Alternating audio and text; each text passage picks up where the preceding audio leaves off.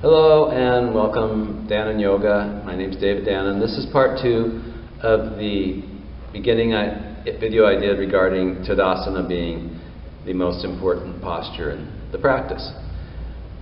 Tadasana having correct spinal alignment relies on you having pretty good innate posture to start with. And there are 3 determining factors in where your posture is. One is your neurodevelopment, the second is trauma, injury, emotional or physical, and the third is learned behavior. Learned behavior is something that comes from a lot of different places, but if from nowhere else, think about the fact that in our society we probably spend 6 hours a day sitting in a school desk like this while our body is growing and developing. Then we get out and we drive our car, we work at our computer, we sit at our desk. So much of our time is spent shortened in the front of our body that is a chronic learned behavior.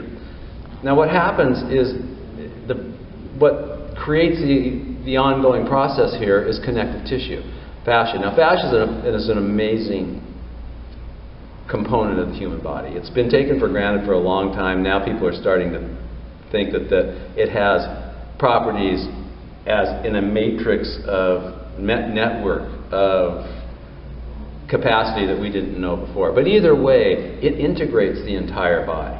It takes 2 separate muscles and allows them to work together. And it is very sophisticated and yet primal in its function.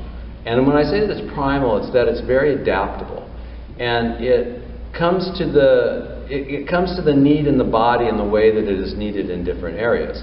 In areas that are tense or used in a muscular way a lot, like say the outside of your thighs, it thickens. There's areas of it that thicken and get firmer where it needs to support your body.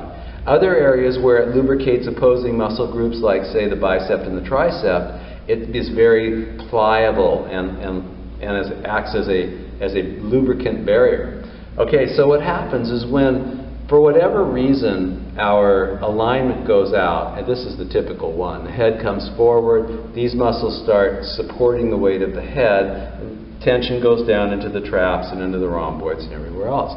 So the fascia, not knowing any different, says, okay, these muscles are under a load, we need to start tightening up to support them. And now what happens is you end up with a component of the body that's keeping you there to support it, and if you go and get a chiropractic adjustment and they pop you out skeletally, if you haven't addressed the connective tissue, you're going to get pulled back in. The other area that you get into problems with in the fascia and connective tissue is injury and trauma.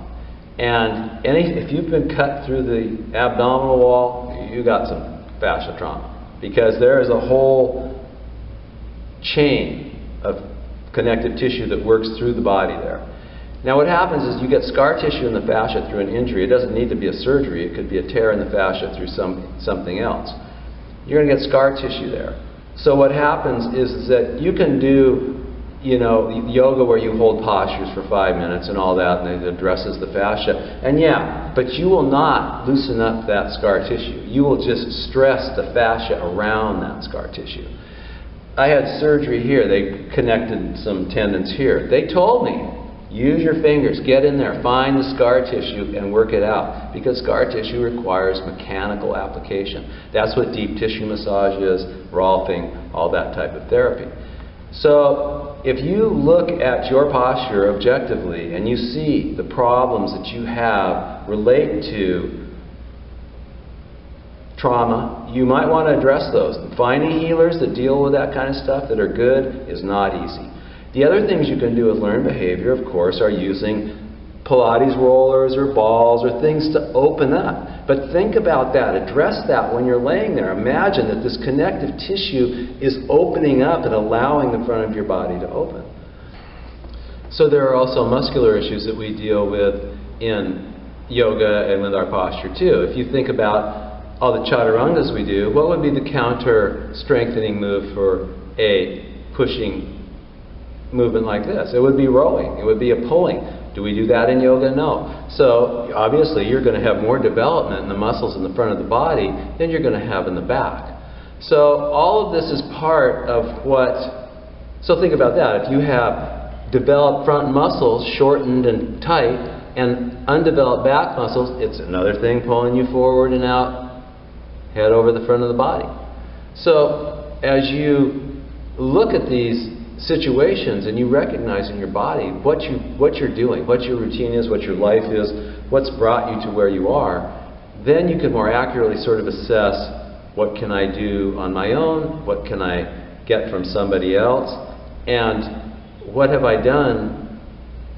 You can usually remember injuries that have a traumatic effect on your connective tissue. Broken bones, surgeries, car accidents, chronic favoring of one part of the body or another, you know, a limp that lasted for a long time. All that's going to have an effect on your connective tissue. So anyway, thank you so much. I hope this gave you a little bit of insight into that. This is not dumbed down yoga. This is information that's pertinent on a pretty deep level, and I realize that. So if it makes a difference to you, great. If not, that's fine too. I will have plenty of other stuff that'll just be straight up Hatha Yoga information. Thank you for watching. Like, subscribe, comment. If you have anything you'd like me to discuss or address in future videos, please let me know. Thank you so much. Namaste.